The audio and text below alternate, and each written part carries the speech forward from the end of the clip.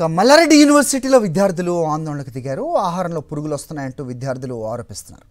రాత్రి భోజనంలో పురుగులు ఉన్నాయంటూ యూనివర్సిటీ ముందు బైఠాయించారు. మల్లారెడ్డి డౌన్ డౌన్ అంటూ విద్యార్థులతో కలిసి ఎన్ఎస్యుఐ నాయకులు ధర్నా చేపట్టారు. లక్షల్లో ఫీజులు కట్టించుకుని పురుగుల ఆహారాన్ని పెడుతూ విద్యార్థుల ప్రాణాలతో చెలగాటమాడుతున్నారని ఎన్ఎస్యుఐ నాయకులు మండిపడుతున్నారు.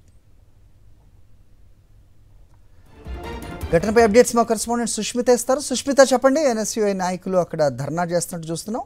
ఏంటి, ఆహారంలో పురుగులు వచ్చాయని వాళ్ళు ఆందోళన చెందుతున్నట్టుగా వార్త అందుతోంది. ఏం జరుగుతుంది అక్కడ, అప్డేట్ చెప్పండి.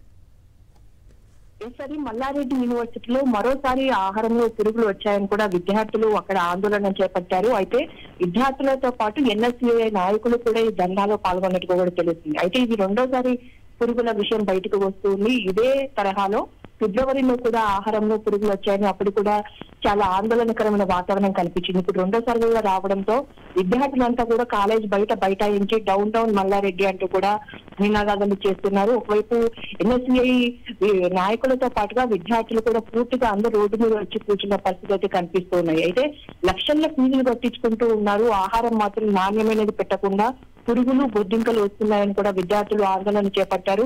పూర్తిగా మనం వీడియోలో కూడా చూసుకుంటే పబ్స్ లో కానీ దాంట్లో కూడా పూర్తిగా రబ్బరు పదార్థాలతో బ్యాన్స్ ఇవన్నీ కూడా కనిపిస్తున్న పరిస్థితి కనిపిస్తుంది. పూర్తిగా టిఫిన్స్ లో కూడా ఆయిల్ ఎక్కువ ఉండడం, అంతేకాకుండా బొద్దింకలు పురుగులు కూడా పిండిలో వస్తున్నాయని కూడా విద్యార్థులు ఆందోళన చేపడతా ఉన్నారు.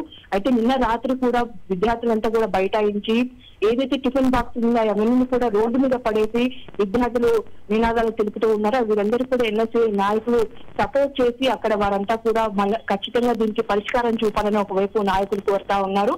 అంతేకాకుండా విద్యార్థులు కూడా ఖచ్చితంగా కాలేజీకి పోయేది లేదు, ఖచ్చితంగా మాకు ఈ నాణ్యమైన ఆహారం అందించాలి ఖచ్చితంగా, ఎందుకంటే లక్షల ఫీజులు కడతా ఉన్నాం కానీ ఇప్పటి వరకు మాకు ఎటువంటి పరిష్కారం చూపలేదు. ఇది రెండోసారి రావడంతో కూడా పూర్తిగా విద్యార్థులు ఆందోళన చెందుతున్న పరిస్థితి. దీనిపై ఖచ్చితంగా ఇప్పటికే మల్లారెడ్డి ఏదైతే యూనివర్సిటీకి సంబంధించిన వారందరూ కూడా ఫిర్యాదులు చేశారు కానీ వాళ్ళు పట్టించుకోకపోవడంతో కూడా రోడ్డు మీద బైఠాయించడం కూడా విద్యార్థులు చెప్తున్న పరిస్థితి కనిపిస్తున్నాయి.